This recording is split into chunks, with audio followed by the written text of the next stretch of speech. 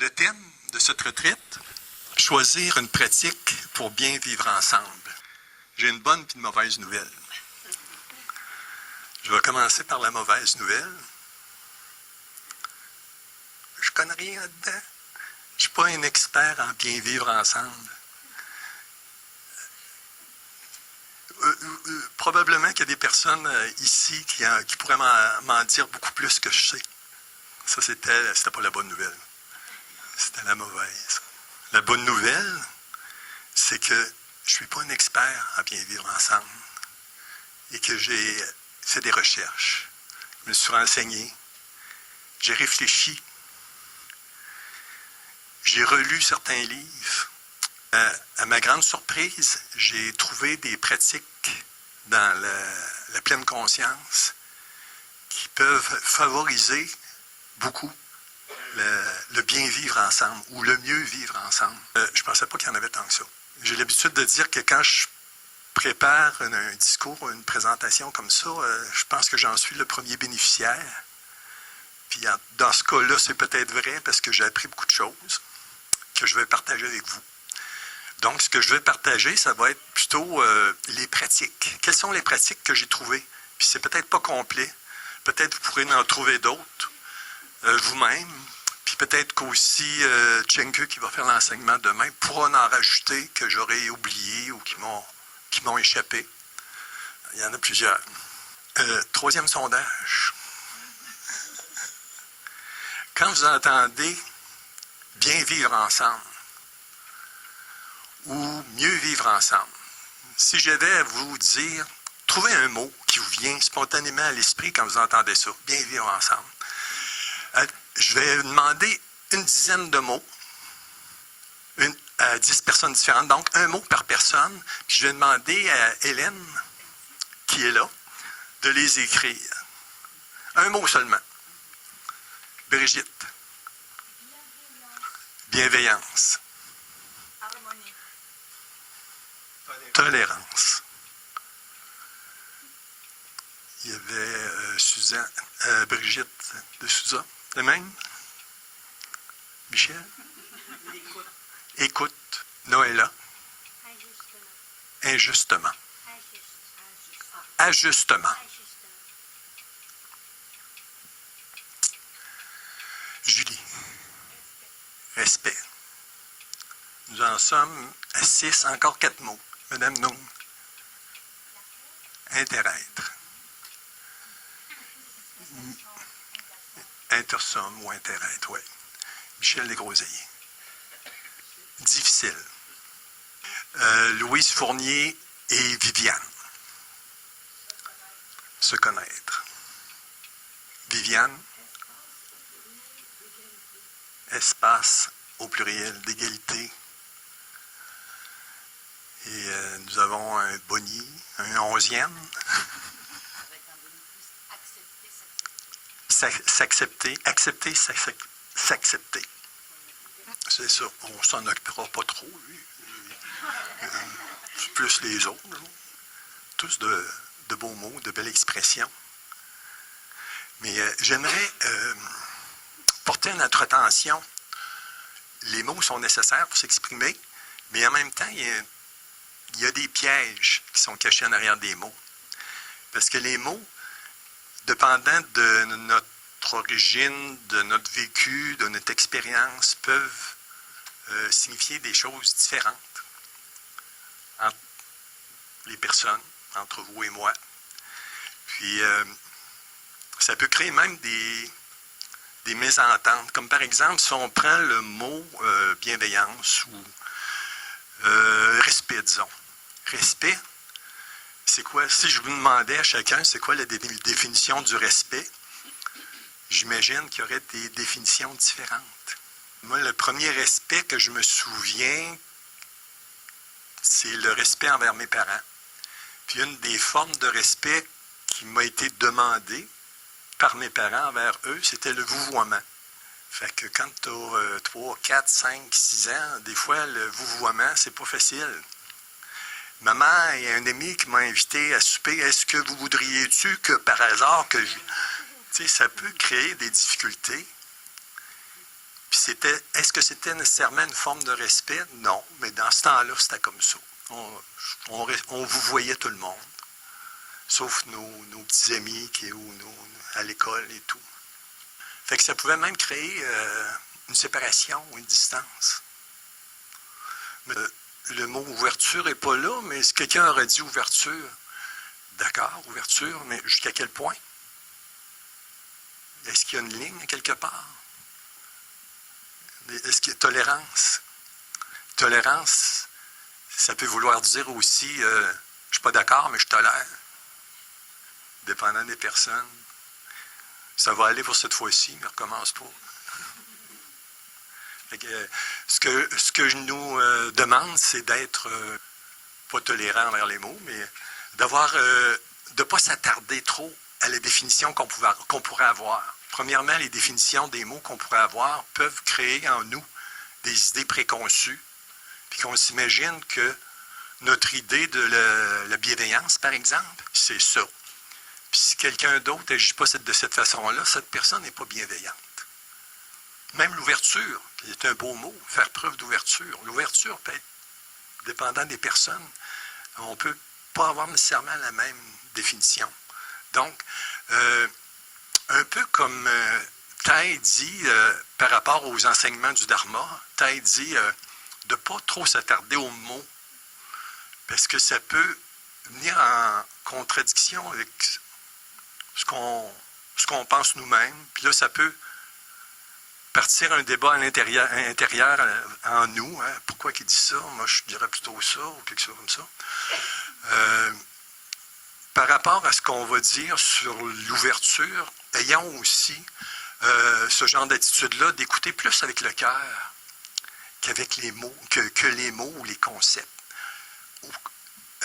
Changeons notre... si un mot une définition vient dire « oui, c'est peut-être pas le meilleur mot », pas s'attarder là-dessus, pas embarquer dans l'intellectuel, mais entendre un discours du Dharma, c'est comme un peu comme la pluie qui tombe, une petite pluie légère, puis qui va imprégner le sol. C'est ça qui est important. C'est pas chacune des gouttes. Si on avait trouvé une expression qui pourrait aller dans le sens de ce que je dis, d'écouter avec son cœur, j'ai essayé de trouver quelque chose qui, en tout cas pour moi, qui représentait bien. C'était justement ouverture du cœur. Puis en même temps, ce mot-là, ça m'a amené à ma première pratique que je voyais, que je n'avais pas pensé du tout au début. C'était la pratique envers soi-même. Dans notre pratique, on entend souvent comment peut-on aimer les autres quand on ne s'aime pas soi-même? Comment peut-on prendre soin des autres quand on ne prend pas soin de soi-même? Puis je pense que l'ouverture aux autres ou le bien vivre avec les autres, c'est aussi tout d'abord de bien vivre avec soi-même. Une des pratiques, en tout cas pour ma part, qui a très bien marché à venir jusqu'ici, c'est la méditation, la pratique de la pleine conscience, tout simplement. Finalement, je n'ai pas eu à aller chercher très loin pour trouver cette pratique-là. Avec la pratique de la pleine conscience, j'ai pu, avec le temps, avec la pratique régulière, ce n'était pas un but que je me suis donné. Je me suis aperçu, à un bon moment donné, que mon identité descendait, qui était très ancrée dans mon cerveau, avec la pratique, s'est mis à descendre, justement, au niveau du cœur, au niveau du corps, au niveau tout ce que le corps peut contenir, les émotions, les sensations. Le cerveau est encore là aussi, les perceptions, les idées préconçues qu'on peut avoir, qui nous ont été enseignées par nos parents, nos amis, nos professeurs. Ah, eux autres sont comme ça, puis lui est de même, puis il n'y a rien à faire. Puis... C'est comme si, avec la pratique de la pleine conscience, Je dirais personnellement, en passant d'abord plus par la découverte des émotions, ça m'a amené à un nouveau point de vue complètement différent de ce que je pouvais avoir quand j'étais dans la vingtaine, la trentaine, et même peut-être plus tard aussi. Et je me suis découvert un peu plus moi-même. Quand on ne ressent pas ses émotions, on est dans la tête pas à peu près. Ça a été une grande partie de ma vie. Fait qu'on se fait des idées. C'est rare en tout cas pour ma part, c'est rare que je me disais, mon idée n'est pas la meilleure. J'avais toujours la meilleure idée. C'est fun, par exemple. C'est les autres autour, là, mais personnellement, il n'y a pas de problème. Fait que ça aide pas la communication, ça aide pas à s'ouvrir aux autres. Les autres sont toujours en comparaison avec soi-même. Là, on est dans la dualité, pas à peu près, comme on dit, la dualité, moi et les autres. On est loin de l'inter-être. Fait qu'à ce moment-là, comment s'ouvrir? Fait que si j'ai essayé de décortiquer un petit peu comment ça s'était passé pour moi, les étapes, parce qu'il y a eu comme des étapes. Et la première étape, c'est l'armure que je me suis forgée, comme adolescent surtout et jeune adulte, pour me protéger. L'armure, avec la pratique, a commencé à se fissurer un peu. C'est comme si tout à coup, il y avait les plaques de mon armure, ça se passait, puis il y avait des petits jets de lumière qui sortaient à travers, entre les plaques. Au début, c'était un peu inconfortable. C'est alors que je me suis mis à découvrir les émotions, deuxième étape. Bien, il y en a une que je découvrais assez rapidement. Je n'avais pas besoin, même mon armure m'aidait beaucoup, c'était la colère. Ça, j'ai toujours été très bon là-dedans. Mais les autres, non, tu sais. Le genre de gars là, qui dit, quand il se fait demander ça va-tu bien, oui ou non. La plupart du temps, je disais oui. Fait que je me sens bien ou je me sens pas bien. Tu sais, c'était pas mal mon registre. Pourquoi tu te sens bien? Aucune idée. Troisième étape, les sensibilités du corps et de l'esprit. Qu'est-ce qui fait que... Comment je me sens? J'ai rencontré telle personne, je suis allé déjeuner avec telle personne, je me sens bizarre. Comment je me sens? Pourquoi je me sens de même? Qu'est-ce que la personne a pu me dire qui m'a viré envers de même? Qu'est-ce que ça est venu toucher à l'intérieur de moi? Ça, c'est venu aussi, c'est pas quelque chose que j'ai fait systématiquement, là. C'est comme si c'est venu naturellement avec la pratique. Fait que les questionnements étaient à l'étape 4, se questionner. Le Bouddha dirait, la souffrance est les causes de la souffrance. Puis ce qui s'est fait aussi avec le questionnement, c'est comme si, je parlais de clichés tout à l'heure, ou d'opinions toutes faites, c'est comme si les clichés avec mes questionnements, c'est comme si les clichés et les opinions toutes faites ont commencé à se dissoudre. J'en ai encore. Je vais en avoir encore. Mais je suis moins certain de mes opinions. C'est là que tranquillement, pas vite, s'installe l'inter-être. Les ajustements, l'écoute. Plusieurs des mots qui sont là-dedans, j'en suis certain. L'harmonie, bienveillance. À un bon moment donné, on se rend compte qu'on est comme les autres. Je ne suis pas meilleur, je ne suis pas pire. Peut-être des fois, je pensais que j'étais pire. On s'aperçoit que les autres aussi ont les difficultés qu'on a, ou qu'on a eues. Fait que ça aide à l'ouverture du cœur, ça aussi. On se rend compte que des fois, les conseils, ça ne marche pas.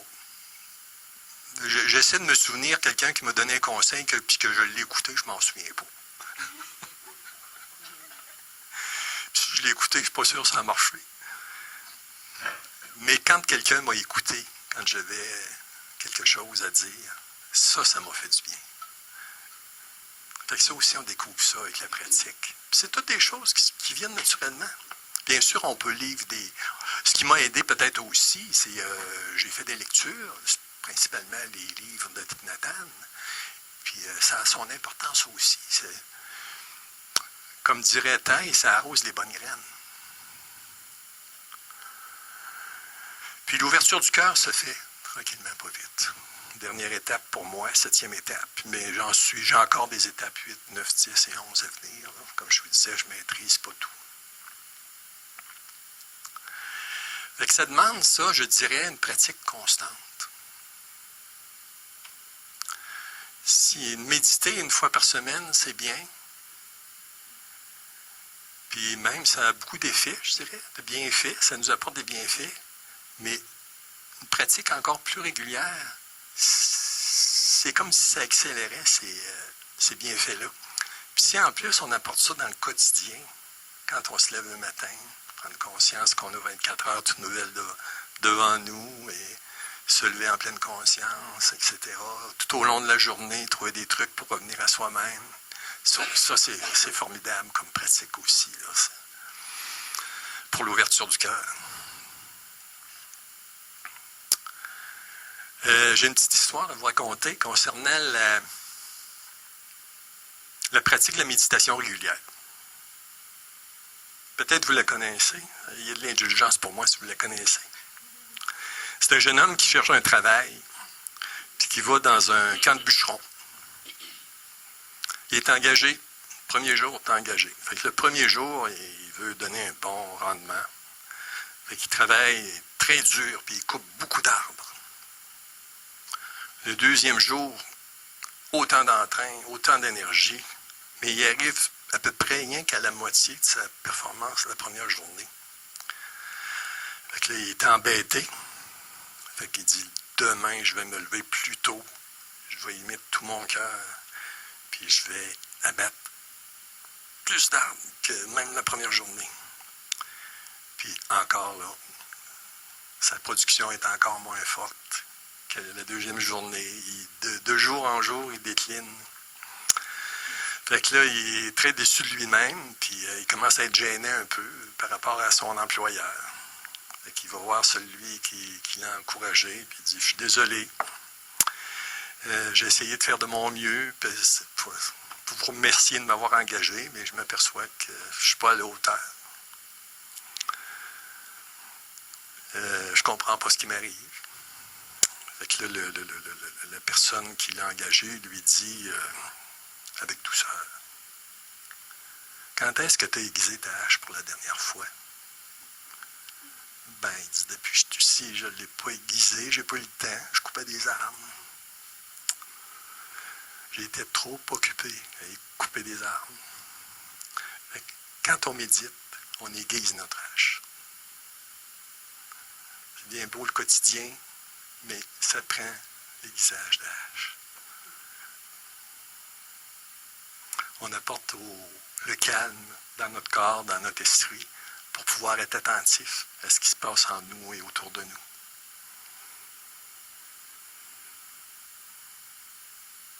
On prend une petite pause pour respirer.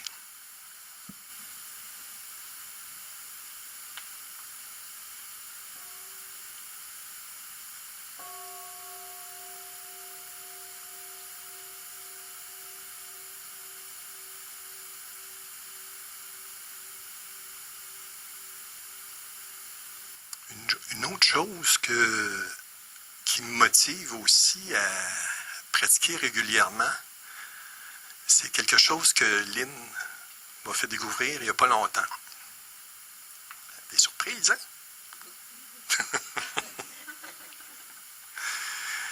Je ne sais pas si vous connaissez la chanson interprétée par Fred Pellerin, Le Camionneur.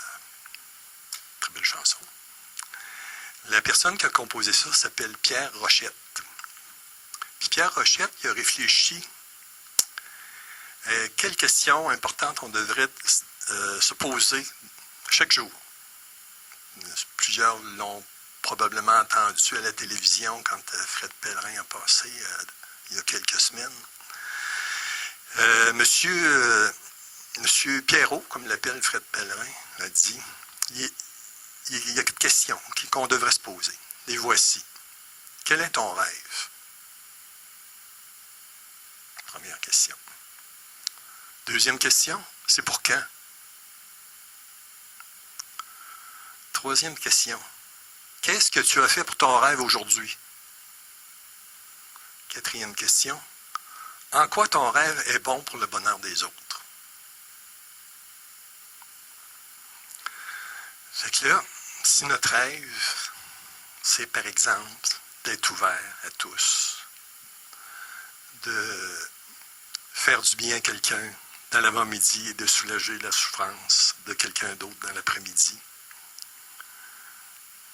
Si notre rêve, c'est de s'ouvrir à soi-même, de s'ouvrir aux autres, qu'est-ce qu'on a fait aujourd'hui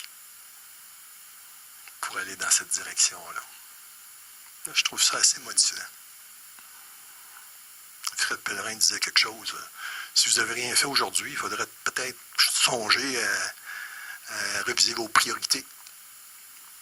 En terminant sur la méditation, j'aimerais vous partager quelques gathas que je trouve qui sont très bien pour l'ouverture des autres. Puis dans le discours de ce matin, qui a été le discours sur l'amour, qui a été lu par Diane, ça se rapporte un peu aussi à ces gathas-là. Ces gathas-là sont, le titre, c'est « Contemplation pour la pratique de la bienveillance et de la compassion ». On peut les pratiquer en sangha, mais aussi, si on pratique à la maison, on peut s'arrêter durant notre méditation, voir le texte à côté de soi, lire soi-même le gatha, puis continuer. Encore là, c'est de l'arrosage de graines, de bonnes graines qu'on se fait à soi-même. Je vais vous lire les 5 petits gathas. C'est sur 5. Que je sois en sécurité et en paix, le corps en santé, l'esprit exempt d'affliction, d'anxiété et de peur, de ressentiment et de colère, que je connaisse le bonheur et les causes du bonheur. Deuxième gatha, que tu sois en sécurité et en paix, le corps en santé, l'esprit exempt d'affliction, d'anxiété, de peur, de ressentiment et de colère. Que tu connaisses le bonheur et les causes du bonheur. Troisième, que les personnes que je connais soient en sécurité et en paix, le corps en santé, l'esprit exempt d'affliction, d'anxiété, de peur, de ressentiment et de colère.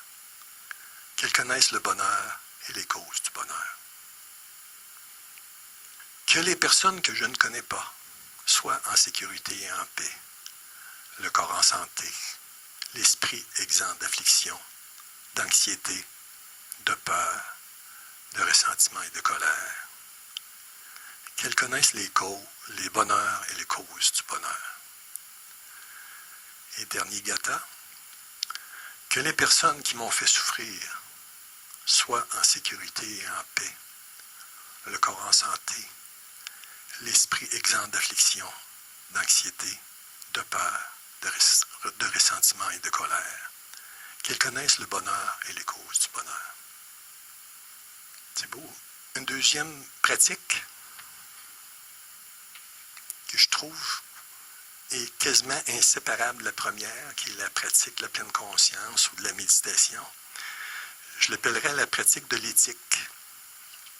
Mon intérêt pour l'éthique est tout récent. J'ai vu dans la Presse Plus, au mois de septembre dernier, un article. Le journaliste interrogeait M. Villemur, René Villemur, qui est un éthicien. Je ne savais même pas que ça existait, un éthicien, un spécialiste de l'éthique. Fait que le journaliste demande à M. Villemur la différence entre la morale, les mœurs, on dit les mœurs ou les mœurs, la déontologie et l'éthique. Voici sa réponse. Il peut y avoir plusieurs interprétations d'un même terme, un peu comme je disais tantôt. La preuve, c'est que lorsque je vais en France, les mêmes mots ont un sens différent. Selon moi, la morale, ce serait le regard que l'individu porte sur le bien et le mal. Les mœurs, sont le regard que la société porte sur le bien et le mal. La déontologie, c'est un ensemble de règles qui définit le bien et le mal pour un groupe donné. des différents ordres professionnels ont leur code de déontologie ou les employeurs ou des choses comme ça. Quant à l'éthique, c'est la réflexion hors cadre, bien souvent, en dehors des règles. C'est la souplesse nécessaire à la pensée lorsqu'il n'y a pas de règles ou lorsque la règle est floue, ou encore lorsque les règles s'affrontent. Mais l'éthique, c'est d'abord une réflexion. Ce n'est pas quelque chose qui est donné d'avance. Quand j'ai lu ça, j'ai dit, « My God, il parle des 5 entraînements à la pleine conscience. »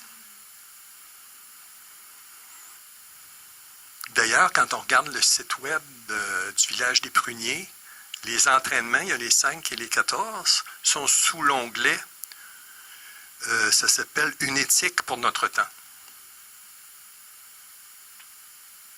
Et ça m'a comme donné aussi un regard différent envers les entraînements, même si je savais que c'était pas... On dit souvent ce ne sont pas des règles, ce sont des guides. Mais là, avec l'aspect réflexion qu'on doit avoir, ça m'a comme allumé encore un peu plus.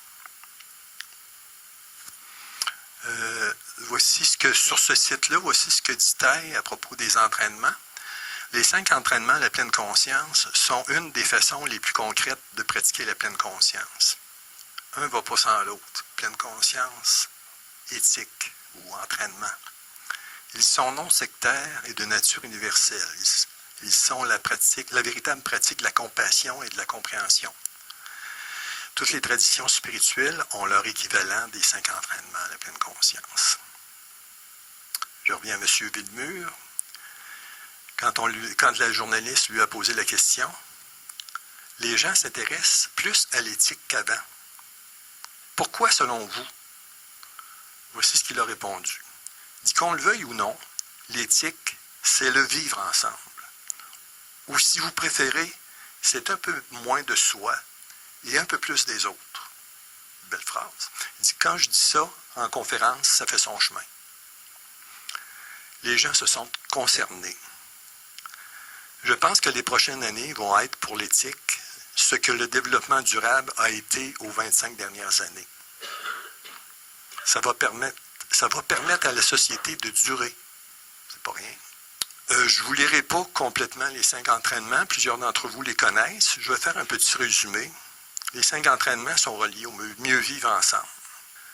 En quoi sont-ils une éthique pour notre temps? Bien, comme par exemple, le premier entraînement, c'est de protéger la vie, de décroître la violence en soi-même, dans la société, la famille.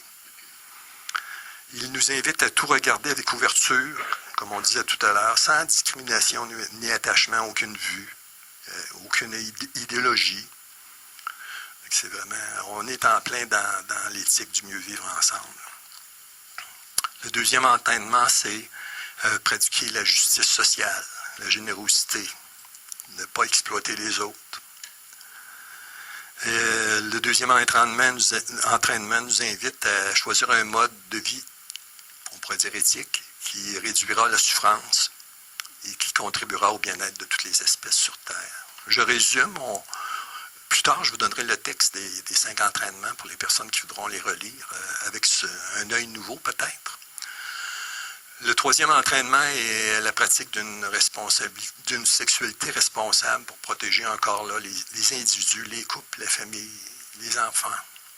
Ça nous encourage à développer une bonté aimante, une compassion, etc. Quatrième entraînement, écoute profonde, parole aimante, pour restaurer la communication et pouvoir se réconcilier. Ça nous encourage également à cultiver notre compréhension, notre amour, notre tolérance. Éthique, éthique, éthique. Cinquième entraînement, consommation consciente. Afin qu'en consommant, nous nourrissions la joie, la paix dans notre corps, dans notre conscience, ainsi que dans le corps et la conscience collective de la société et de la planète. Il y a aussi les 14 entraînements, dont les titres sont, par exemple, premier entraînement, même si vous n'avez pas pris les 14 entraînements ou que vous ne voulez pas les prendre, comme les 5 entraînements d'ailleurs, moi je vous invite à les lire de temps en temps, c'est vraiment enrichissant. Premier entraînement, le titre de premier des 14 entraînements, c'est ouverture d'esprit. Deuxième entraînement, non-attachement aux vues. Troisième entraînement, liberté de penser. Pas rien pour soi-même, pour les autres. Conscience de la souffrance, vie saine et compétissante, etc. Moyen d'existence juste, respect de la vie. Alors, comment, à partir des entraînements, de cette éthique de vie, comment les pratiquer? Dans ma réflexion, j'ai trouvé 3 façons qu'on pourrait pratiquer les entraînements, mais je dirais qu'on peut les faire les 3. Il n'y en a pas une qui est... En tout cas, il y en a peut-être une qui est meilleure qu'une autre, là, mais les 3 sont importantes. La première façon, je dirais, c'est de les lire. Quand on prend les entraînements officiellement, on nous demande de lire, je pense, au moins une fois par mois, c'est possible. Là. Puis, je dirais même quand on ne les prend pas, on pourrait les lire une fois par mois. Taille parle beaucoup de l'arrosage des bonnes graines, de ne pas arroser les mauvaises, d'arroser les bonnes. Mais quand on fait ça, de relire les entraînements, même si on n'a pas besoin de s'interroger intellectuellement sur chacun des entraînements, rien que les lire, c'est un peu comme la petite pluie du Dharma que je parlais, là, qui va pénétrer la terre. Là. Il y a aussi ça me rappelle une découverte que j'ai faite il n'y a pas tellement longtemps en neurosciences. Moi je n'avais déjà parlé dans une autre présentation, c'est que j'ai toujours cru, en tout cas dans mon bon vieux temps, le cerveau se ratatinait jusqu'à un âge avancé, puis à la fin, c'était rendu comme un raisin sec. Mais ça a l'air que c'est pas ça. Quand on se pratique à faire quelque chose, il y a des nouveaux circuits qui se développent dans notre cerveau, puis il y a un espace qui est réservé dans le cerveau pour ça. Fait que quand on lit quelque chose, quand on pense à quelque chose régulièrement, quand on dit quelque chose régulièrement, quand on fait quelque chose régulièrement, il y a une partie de notre cerveau qui s'attache à ce que ce soit un peu, de plus en plus facile pour nous de le faire. C'est pour ça que les gens pratiquent à faire un sport, pour que ça s'ancre dans le cerveau, puis qu'à un bon moment donné, c'est comme quand on conduit. On n'a pas toujours besoin de réfléchir. Il y a quelqu'un qui passe devant l'auto, on se fait couper, on ne réfléchit pas, on appuie sur le frein, puis c'est automatique. Mais on peut développer aussi dans le cerveau en relisant les entraînements, c'est une façon d'arroser je dirais pas les bonnes graines, mais les bons neurones, les neurones dans notre cerveau, développer des synapses. Deuxième façon, je dirais, c'est de porter un regard profond sur les entraînements. Ça demande un petit peu plus de réflexion. Mais je pense que ça peut être très profitable. Il y a beaucoup de matière dans chaque entraînement. Il y en a beaucoup, parce que ça couvre à peu près tous les aspects de la vie moderne, je dirais, là, contemporaine de nos jours. Mais on pourrait aussi prendre un entraînement. Puis j'irais même jusqu'à dire, prendre une phrase d'un entraînement. Chaque phrase, je dirais, est complète en soi. Puis peut-être, pas l'analyser, mais s'interroger. En quoi ça me concerne? Ou comment je me sens quand je lis ça? Peut-être qu'il y a des entraînements pour aujourd'hui ou ces temps-ci qui vont moins nous toucher, ou des phrases qui vont moins nous toucher, mais qu'il y a d'autres phrases qui vont plus venir nous chercher. Qu'est-ce qu'ils veulent dire par là? Moi, je ne suis pas rendu là pantoute. Bien, ce serait peut-être une bonne chose à ce moment-là de regarder l'entraînement. Qu'est-ce que ça vient chercher à l'intérieur de moi? Quelle émotion ça m'amène? Quelle idée ça m'amène? Puis encore une fois, pas trop s'accrocher aux mots.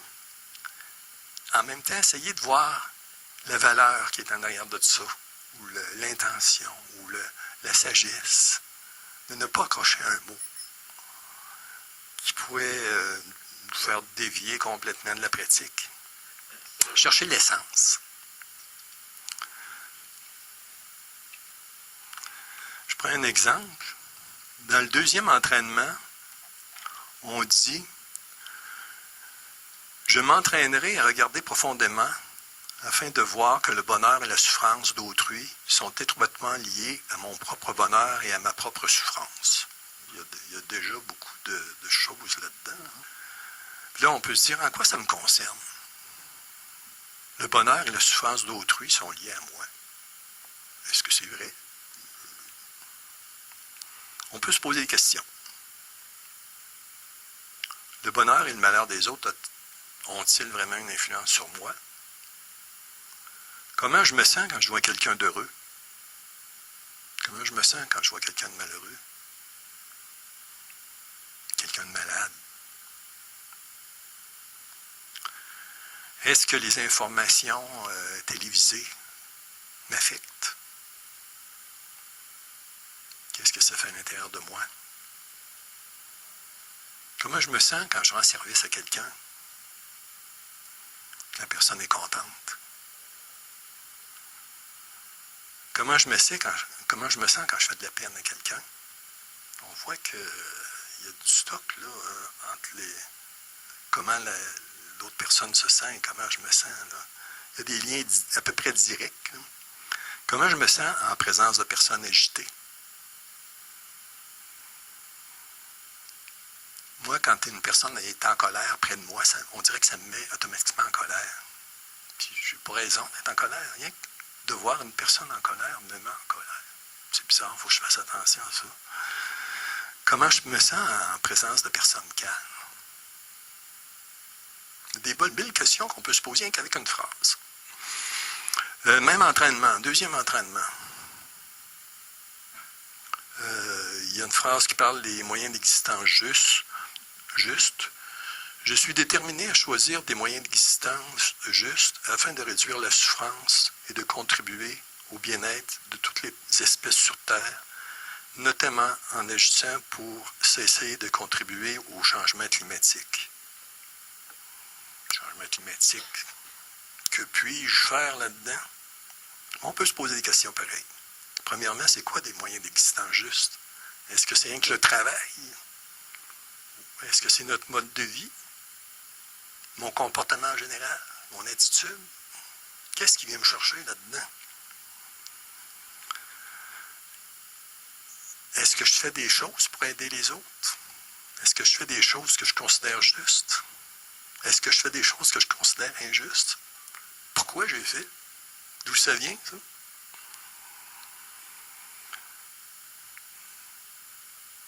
Quelle pensée, quelle parole, quelle action je peux faire pour apporter de la joie à quelqu'un ou en avant-midi et soulager leur souffrance en après-midi? Qu'est-ce que je peux faire qui serait à mon niveau?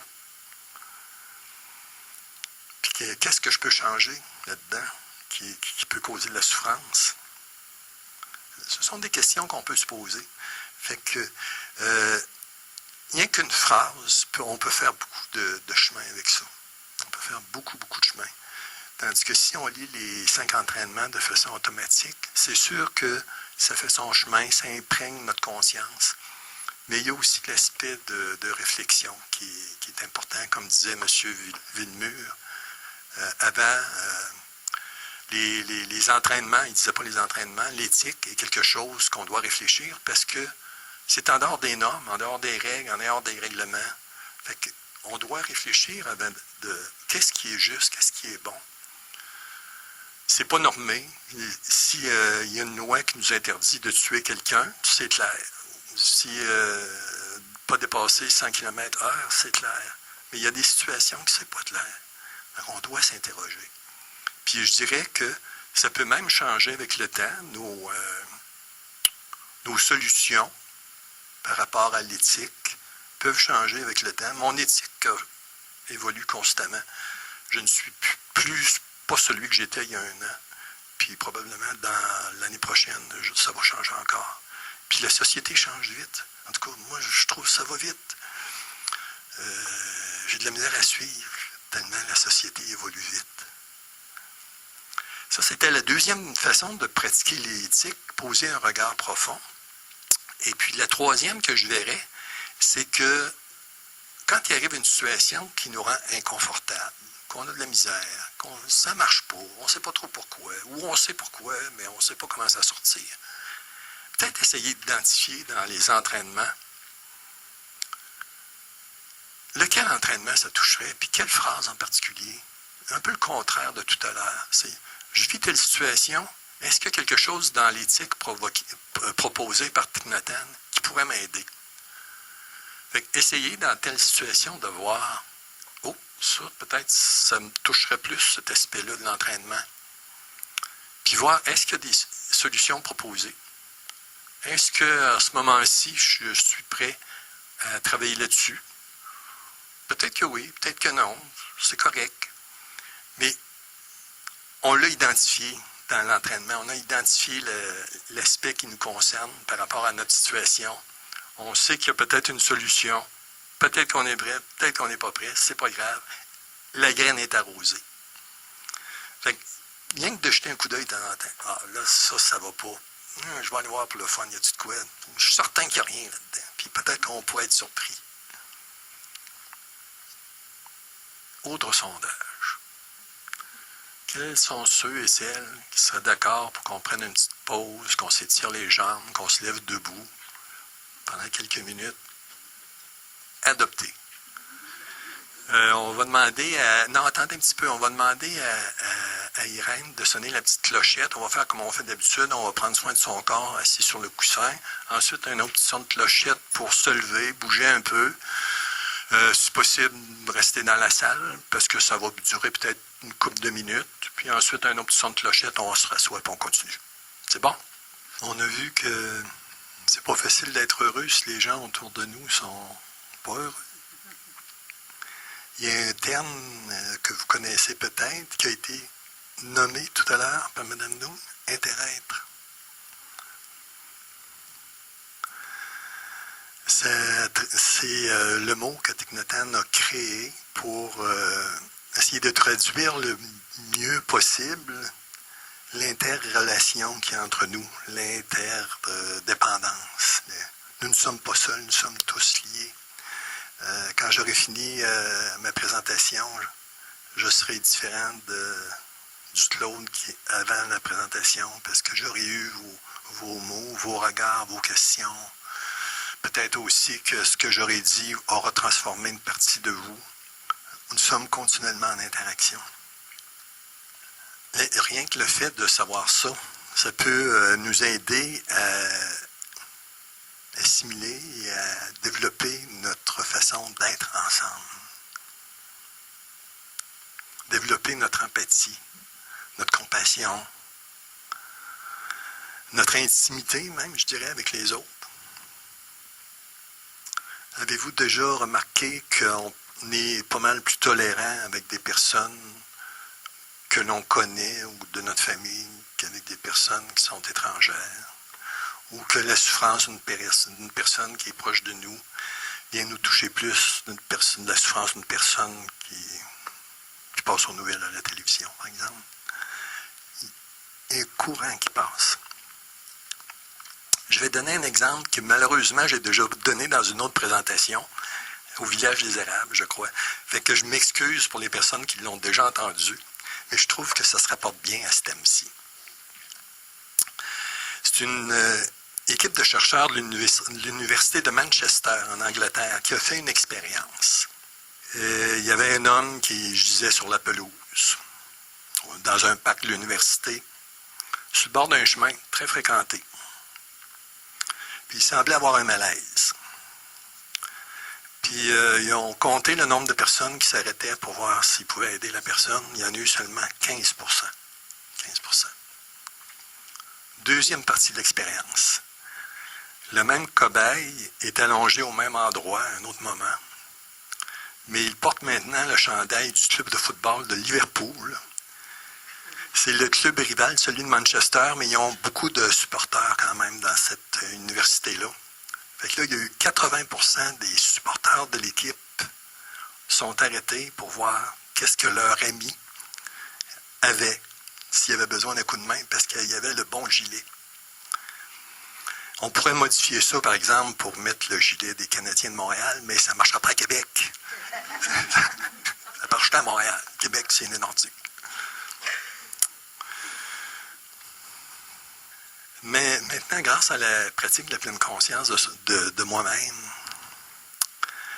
Comment que je peux réellement avoir de la compassion pour les autres? Thich Nhat Hanh dit que le plus beau cadeau qu'on peut faire à quelqu'un d'autre, c'est notre présence. Il y a plusieurs façons d'exprimer notre présence qui peuvent faire du bien aux autres, puis qui peuvent créer un lien, une interrelation, peut-être la développer. Le regard. Je ne sais pas si ça vous a déjà arrivé d'échanger un regard avec une personne, puis qu'il y a comme déjà une connexion qui s'installe.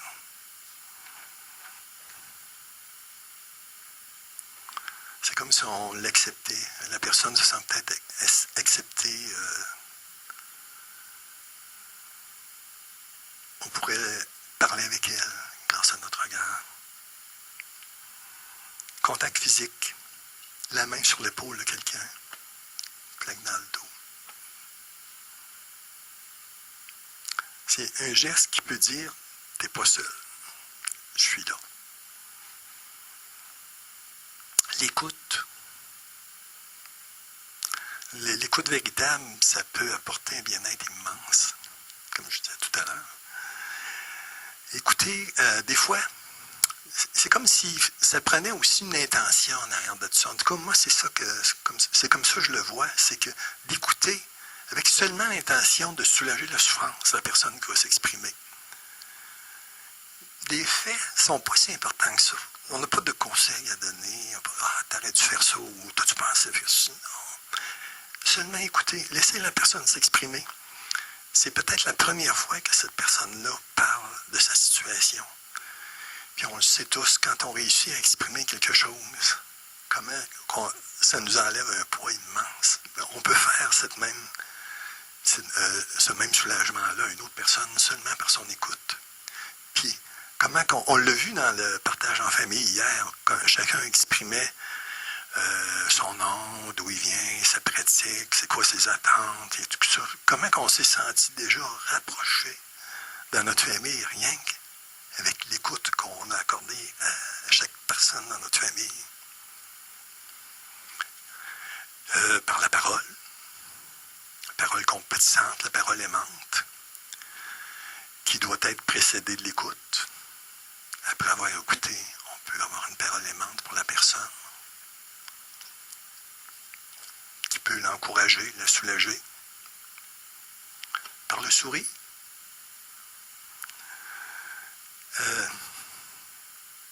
Rien que de sourire à une personne, ça peut changer sa journée. On ne le sait pas, puis on ne le saura jamais. Ça peut changer sa journée, sourire à une personne. C'est peut-être le seul sourire que cette personne-là va avoir dans sa journée. Puis aussi, il y a une pratique qui est partagée dans plusieurs écoles bouddhistes, c'est de s'imaginer qu'une personne pourrait être notre mère, notre père, notre frère, notre soeur, notre fils, notre neveu. Je l'ai déjà essayé, puis je trouve que ça marche bien. C'est que quand un étranger vient et qu'il nous partage une situation qu'on pourrait trouver, je ne sais pas moi, aberrante ou au-dessus de nos forces, si je m'imagine que cette personne-là, c'est ma soeur ou mon frère, c'est comme si j'ai un regard différent sur cette personne-là. C'est comme si ça se pourrait que ma soeur ou mon frère aurait eu ce problème-là, puis j'écoute d'une façon différente. Puis moi-même, j'aurais pu l'avoir, cette situation-là aussi. Une autre pratique. Bien vivre ensemble en couple. Là, on aurait pu faire au moins une retraite là-dessus, au complet, là. Peut-être l'année prochaine. Je ne réglerai pas les chicanes de famille en 5 minutes, là. Mais je vais vous partager ce que j'ai trouvé qui était très intéressant. Il y a un site web qui s'appelle Business Insider. Je l'ai trouvé un peu en faisant des recherches, mais par hasard, qui parlait des chicanes de couple. Ils ont fait, je ne sais pas de quelle façon ils ont fait leur étude, mais ils ont trouvé 5 raisons de chicanes de couple. Les 5 principales raisons selon eux, ou ce que le sondage a été fait aussi. Là. La première dispute Les premières réponses, c'est les disputes pour les tâches ménagères. Surprise! Les disputes pour les tâches ménagères concernent généralement la personne qui en fait le plus. Ça peut créer des malaises. Là. Deuxième chicane de couple plus populaire, à propos de l'argent. Ça se produit souvent quand une personne dépense plus que l'autre. Troisième raison de chicane de couple. Les chicanes à propos des réseaux sociaux, qui ont trait aux personnes que vous suivez, si vous suivez votre ex, ou à la trop grande utilisation de ces réseaux. Quatrième raison de chicane de couple. Certains couples se chicanent si l'un des deux partenaires priorise le travail au détriment d'une relation amoureuse. Et cinquième raison, après avoir eu des enfants, les couples se disputent souvent parce qu'ils ne passent pas assez de temps ensemble. Il y a plein d'images là, qui me viennent dans la tête. Saviez-vous qu'il existait dans la pratique des principes d'harmonie dans le couple? Je l'ai peut-être su, mais je l'ai redécouvert. En tout cas, je l'avais oublié. C'est des principes généraux. Premier principe. Nous sommes conscients, conscientes. C'est un peu comme les 5 entraînements des couples. Là. Nous sommes conscients, mais il n'y a pas de solution. Il faut prendre conscience. D'ailleurs, tous les entraînements, les 5 entraînements, les 14 entraînements, commencent par conscient, consciente de. C'est ça. Premier principe de l'harmonie des couples. Nous sommes conscients, conscientes, que toutes les générations de nos ancêtres et de nos descendants sont présents en nous. Nous sommes conscients, conscientes des espérances que nos ancêtres, nos enfants et leurs enfants ont vis-à-vis de nous. On voit de l'intérêt là-dedans. Nous ne sommes pas seuls. Nous sommes conscients, conscientes que notre joie, notre paix, notre liberté et notre harmonie sont la joie, la paix, la liberté et l'harmonie de nos ancêtres, de nos enfants et de leurs enfants. Quatrième, nous sommes conscients, conscientes que la compréhension est le fondement même de l'amour. Taille le dit souvent ça dans ses livres. Commencez par essayer de comprendre et ensuite on pourra aimer. Nous sommes conscients, cinquième, nous sommes conscients, conscientes que les reproches et les disputes ne nous aident jamais et ne font qu'agrandir le fossé entre nous. C'est uniquement grâce à la compréhension, la confiance et l'amour que nous pouvons nous transformer et nous développer. C'était les 5 principes de l'harmonie du couple. À la suite du texte, ce texte-là que j'ai trouvé, il y avait un petit poème de taille que je vais vous lire. « Tu es moi et je suis toi. Il est évident que nous intersommes. Tu cultives la fleur en toi-même, ainsi je serai beau. Je transforme les déchets en moi-même, ainsi tu n'auras pas à souffrir. Je te soutiens, tu me soutiens. Je suis ici pour t'apporter la paix. Tu es là pour m'apporter la joie. » Thich Nhat Hanh.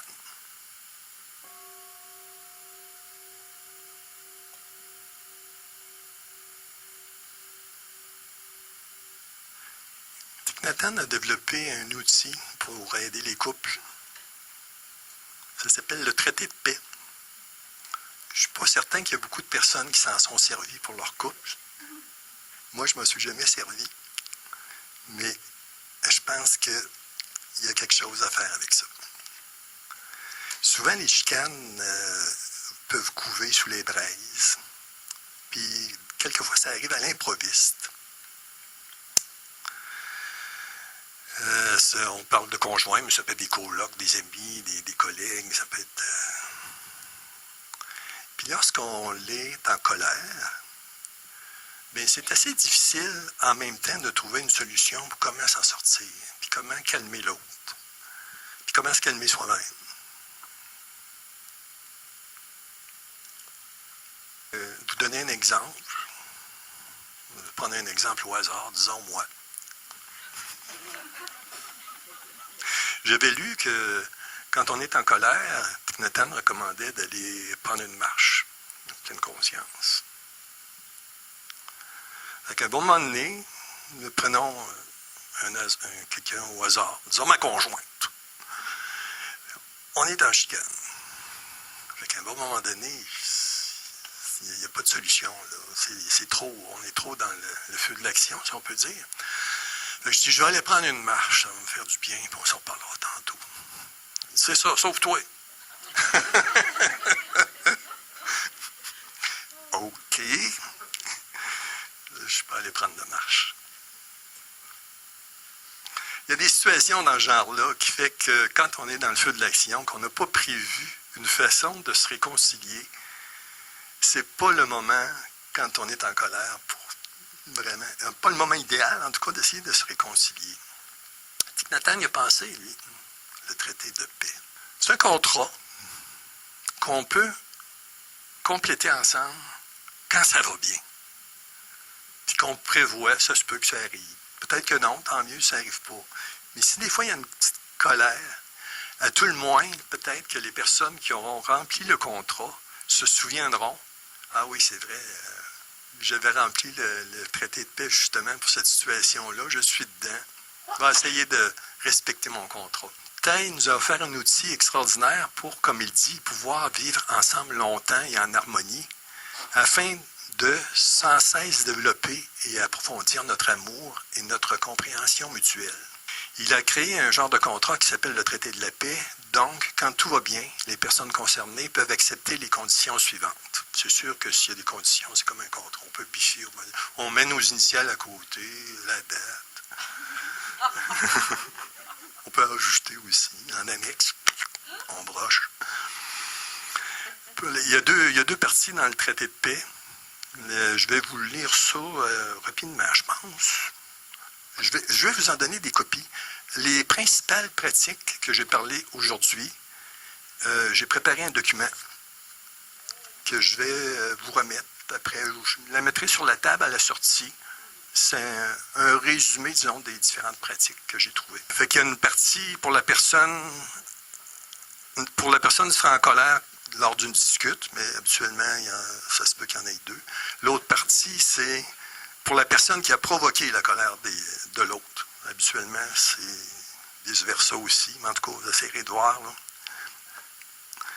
La personne qui est en colère lors d'une dispute, elle s'engage à accepter les faits suivants. Éviter de dire ou de faire quoi que ce soit qui peuvent causer plus de dommages. Ne pas réprimer sa colère. Ça, c'est... Non, je ne suis pas fâché. Pratiquer la respiration consciente et prendre refuge en elle-même. Parler calmement de sa colère avec celui ou celle qui l'a provoqué dans un délai de 24 heures, que ce soit oralement ou par écrit. Demander un rendez-vous plus tard durant la semaine verbalement ou par écrit, par exemple vendredi soir. Est-ce qu'on s'en parle vendredi soir, ça? Afin de discuter plus profondément du problème. Ça revient un peu à ce que je disais tantôt, ne pas dire non, tout va bien, je ne suis pas en colère, je ne souffre pas, je ne vois pas pourquoi je serais en colère. Il n'y a aucune raison, mais à l'intérieur, ça bouille. Contempler profondément sa vie quotidienne et pratiquer la respiration consciente afin de voir quand ma pratique ou ma respiration n'a pas été assez attentive, comment j'ai blessé l'autre, comment la graine de colère en moi a été arrosée, comment j'ai arrosé la graine de colère en l'autre, etc. Je vais vous épargner les autres, vous allez pouvoir les lire. Pour l'autre partie du contrat, du traité de paix, pour la personne qui a provoqué la colère de l'autre, respecter ses sentiments, les sentiments de l'autre, ne pas chercher à ridiculiser ou ne pas lui laisser le temps de retrouver pour lui laisser le temps de retrouver son calme. Ne pas la pousser ou le pousser à s'expliquer tout de suite. Répondre à la demande de rendez-vous qu'on peut recevoir, puis lui assurer qu'on va être présente. Pratiquer la respiration consciente. Quelle bonne idée, hein? On devrait, pour ceux qui se marient, ça devrait être en annexe, là. Contrat de mariage, puis traité de paix en même temps, là. Une autre pratique, les 4 mantras. Maintenant, je pense qu'ils sont rendus à 6. Il y a des mantras qui sont rajoutés, mais j'ai pris l'ancienne version des 4 mantras, parce que je pense que ça se rapporte encore plus à notre thème. Le premier mantra, « Chérie, je suis là pour toi ». Encore là, on ne s'attache pas aux mots. Ça peut être quelque chose qui veut dire ça. Si tu as besoin d'aide, n'oublie pas, je suis là. N'oublie pas, on est ensemble. On forme un couple. On peut prendre les mots que l'on veut, mais l'essence est « Chérie, je suis là pour toi ». Deuxième mantra. Je sais que tu es là et j'en suis très heureux, ou j'en suis très heureuse. Chaque fois que nous sommes présents, nous sommes à même de rencontrer la présence de l'autre, la personne que nous aimons. Ça, c'est des paroles de taille. Troisième mantra. Chérie, je sais que tu souffres, c'est pourquoi je suis là pour toi. Quand nous sommes attentifs, nous savons que la personne que nous aimons souffre. Notre seule présence soulagera beaucoup sa souffrance. Et ce que Thay considère comme le mantra le plus difficile à appliquer, c'est le 4e, c'est « Chérie, s'il te plaît, aide-moi ». Thay dit « Quand c'est la personne que nous aimons qui nous cause de la souffrance, cela nous affecte profondément.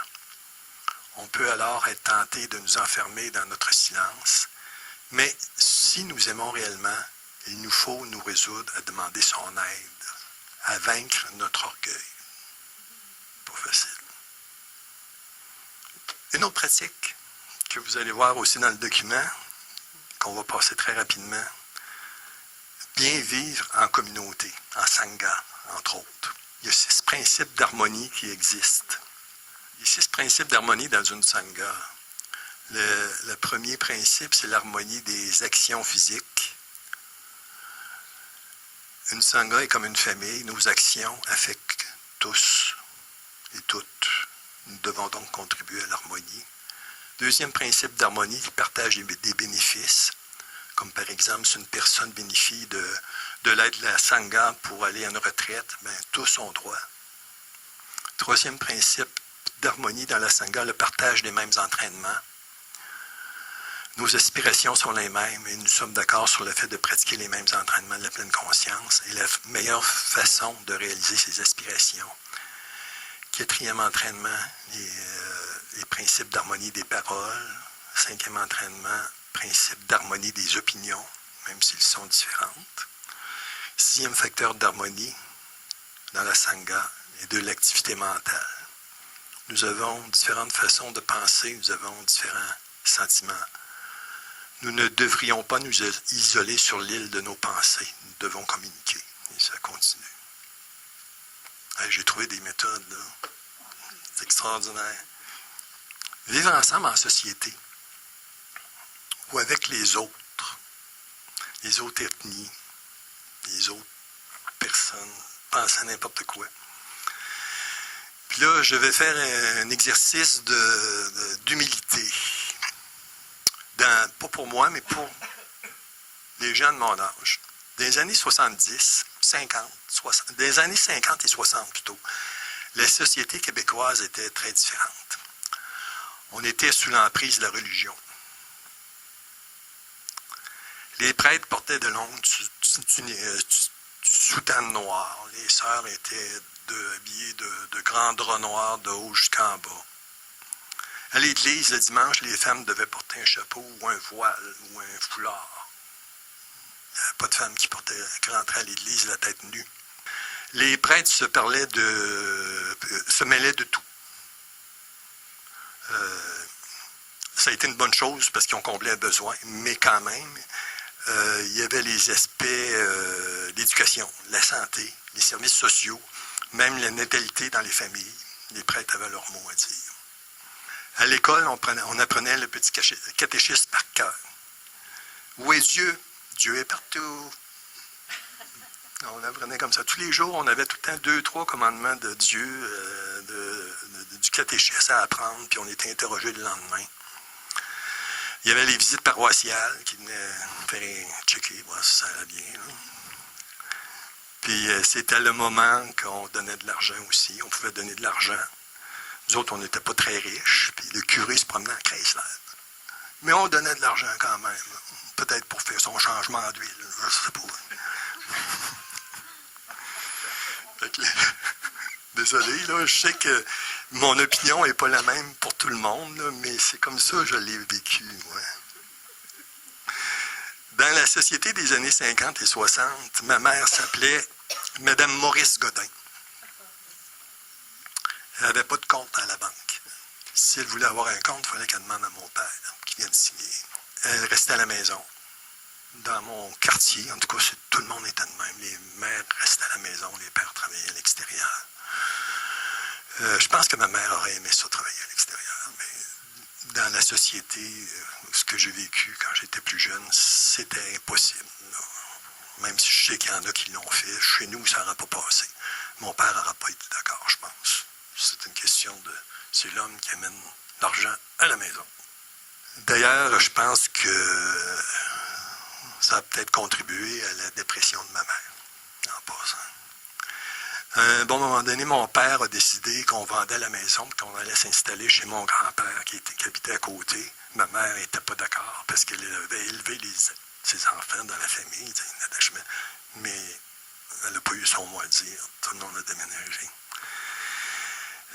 On peut avoir des fois un jugement sur les autres, sur les valeurs des autres ou la société, mais moi, en tout cas, pour ma part, là, que j'ai connu cette époque-là, puis quand je retourne à cette époque-là, j'ai dit, bon, peut-être je vais me garder une petite gêne. Là.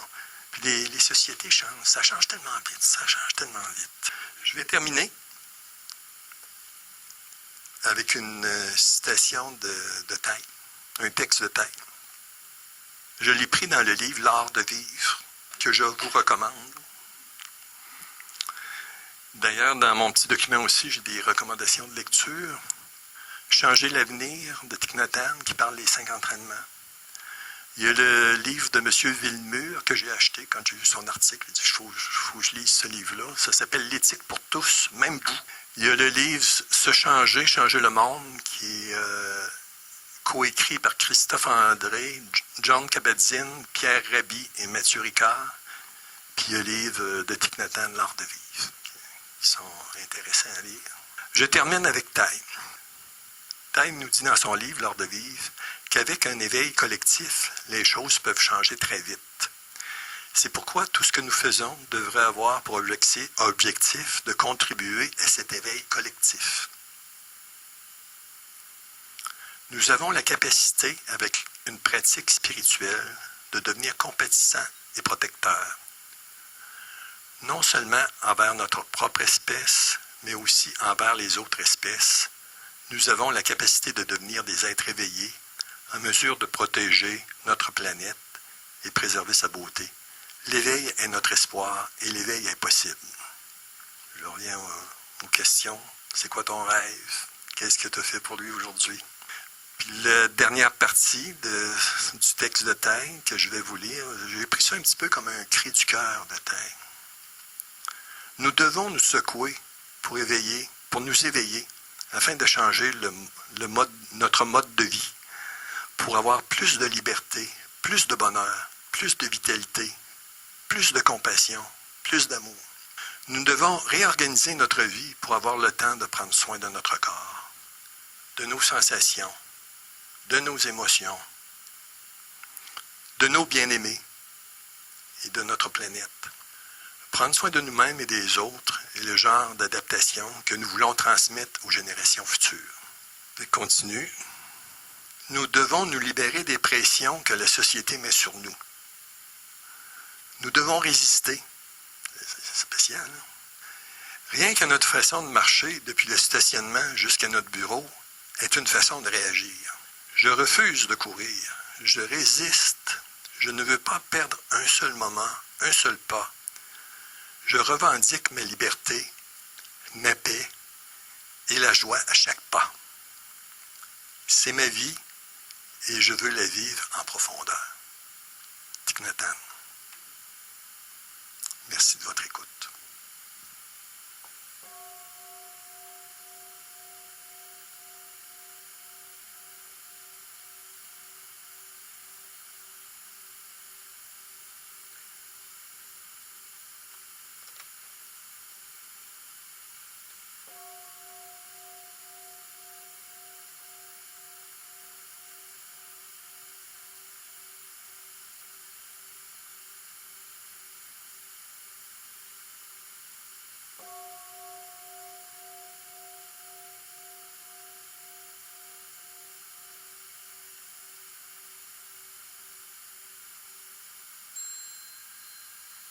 Bonjour, Sachanga. Vous êtes bien servi? Vous avez l'embarras du choix? Alors, notre frère enseignant Claude nous a donné tout un menu, n'est-ce pas? Et puis, il y a tellement de choix multiples. Non seulement ça, il a réellement le menu en papier. Comme ça, vous pouvez choisir. Merci, notre frère enseignant Claude. C'est parce que c'est la partie la difficile. Alors, je vais faire juste une minute de prochainement sur cet écran.